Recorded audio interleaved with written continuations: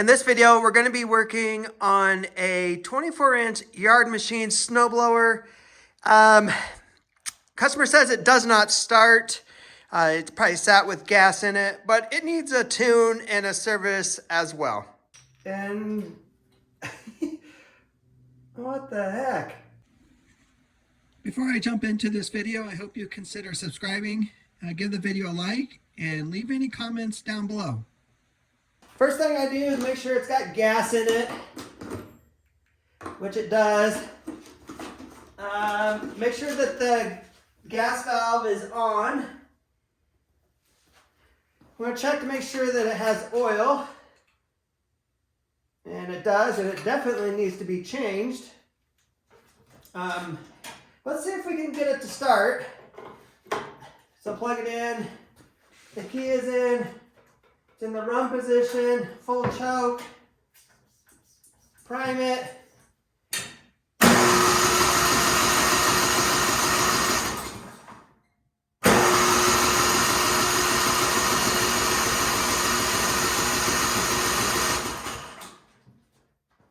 Alright, let's actually make sure that we're getting spark.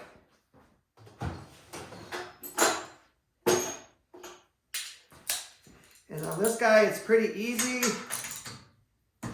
Spark plug's right on the top. And the spark plug could definitely be changed. And all you need to do to test spark is just have it sitting on the metal here. And then push the button to see if it starts. And we definitely have spark. So that tells me we have something gas related. So let's pull off this cover and see what we got going on. And I actually like working on these older models because you can get to the carburetor so much easier. If you've seen any of my previous videos with these newer Craftsman and Troy-Bilts, there's so much that you got to take apart. On this one, take those two screws out. Take this little bolt out.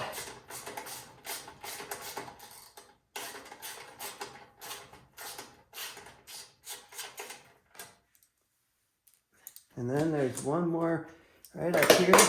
Whoop.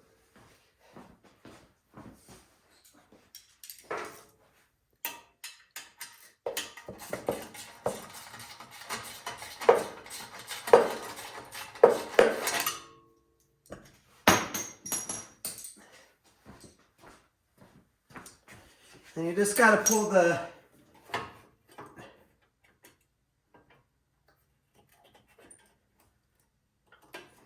choke knob off, and then this thing should come out.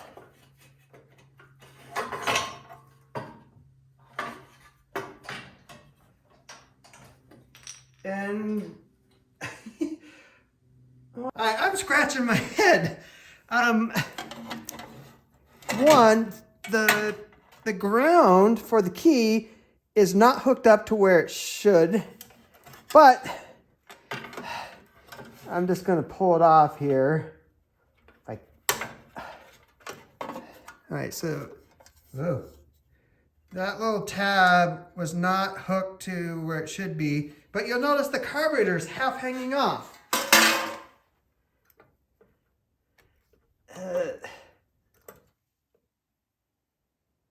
Yeah, that'd be one reason why it doesn't run.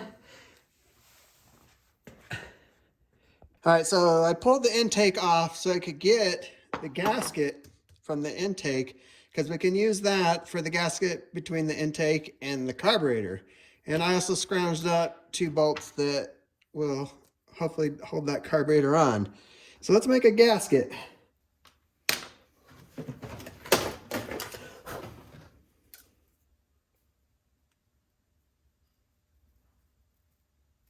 All right, new gasket is installed. Who knows? I might be taking this all back apart, but got full choke, throttle's on, and yeah, let's see if it starts.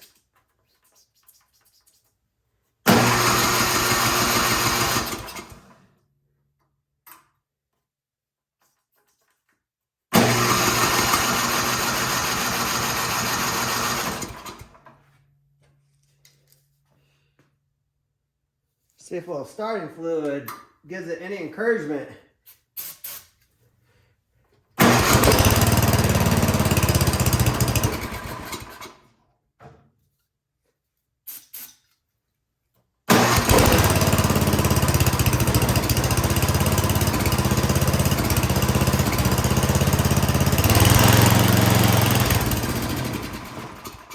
And these particular carburetors, the high end down here, you can adjust it.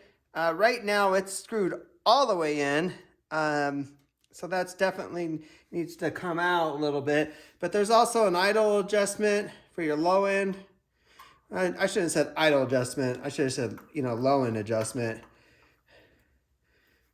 Give it a half.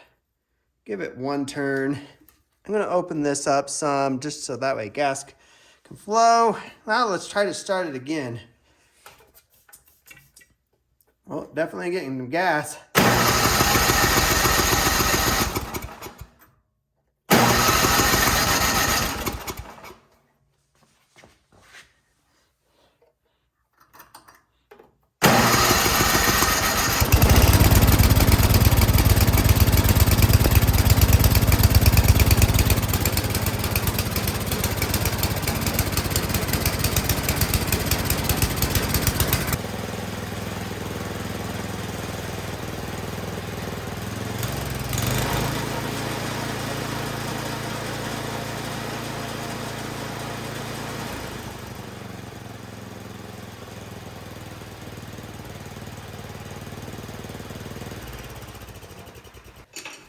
All right, that's good.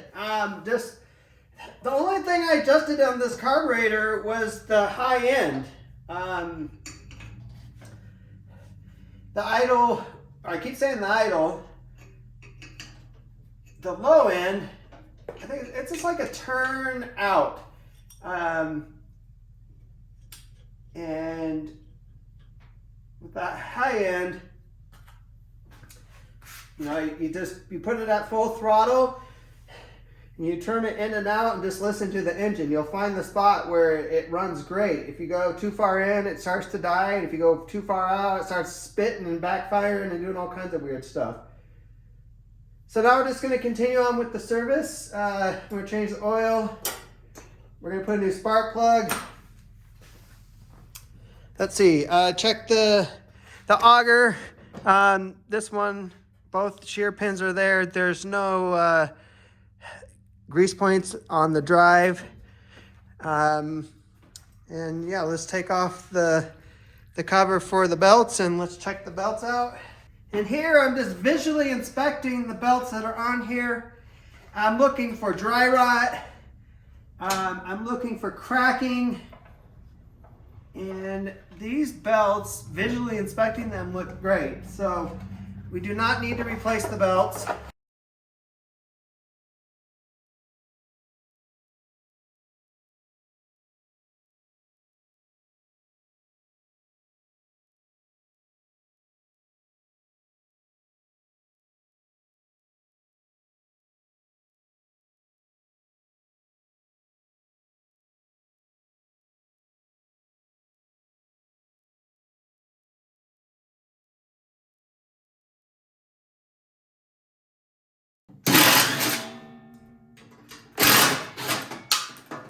All right, now I'm just gonna grease the drivetrain.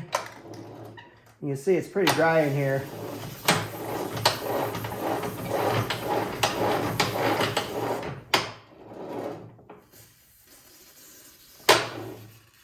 And yes, I'm getting grease on the disc in the wheel. You do not want it on there. I'm gonna work that in.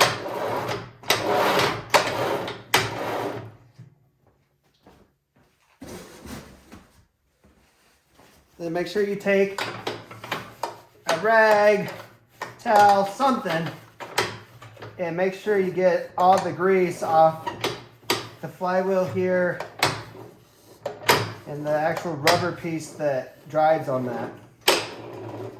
And again, when I've already inspected the belts, but from here we can look at them a little bit further and make sure that everything is looking good.